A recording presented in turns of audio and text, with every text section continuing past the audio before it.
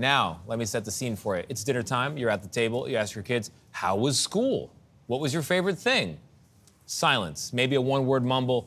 That's if you're lucky. How can you do better? How can you connect with your kids and get some real answers about their day? Our next guest is Kaity Velez. She is the executive editor at parents.com and has some tips to have a better conversation at dinner with your kiddos. Old kiddos, young kiddos, all kiddos. All the kiddos. So first of all, why is it so hard to get them to open up about their day? Yeah, so I have an 8 and a 13-year-old, and I am very familiar with this scenario. Yeah. Kids are tired by the end of the day, so they've been asked a lot of questions already and may just need some time to decompress and also a little guidance on getting the answers that you want. So what have you and your, colleagues at Parents discovered about a good way to get a little more information out of your kids? Yeah, so the first thing you want to do is be available and be present. Parents are juggling all the things, so setting the phone aside along with any other distractions and giving them your full attention. Also invest in their interests. So whether they're into basketball or K-pop, you're gonna wanna learn some facts so that you can surprise them with some questions and some information. And then take it on the go. It doesn't always have to be a serious sit-down conversation. Some of the best conversations can happen in the car or on a walk.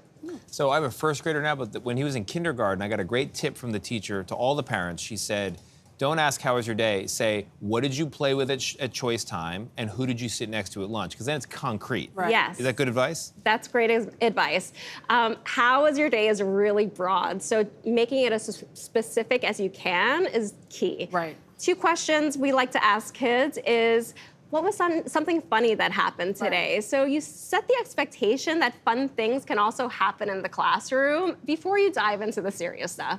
And then, especially for older kids, asking them about a friend. Not every kid likes to have questions asked about themselves. So when you ask them about a friend, you still get a little insight into their social circle without pressing on them too much. It's like a side door into that conversation. So what you said earlier about what's something funny that happened today, I know someone who asks, who cried today?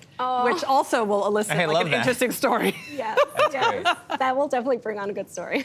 I find with older kids also, particularly with boys, if you find a way to not stare at them when you ask the question, if you're like side by side, sometimes they open up more. It's like takes the pressure off it and they just start, like if you're playing a video game, watching TV, it works. Yeah, I heard that's something you can do in a relationship too, to have a hard conversation, go on a walk because you're not looking at each other. That's a great tip. Yeah, walking is a great way to get the answers out. I know. Well, this is such good advice, especially for the beginning of the school year. Thank you so much for joining us. Thank you.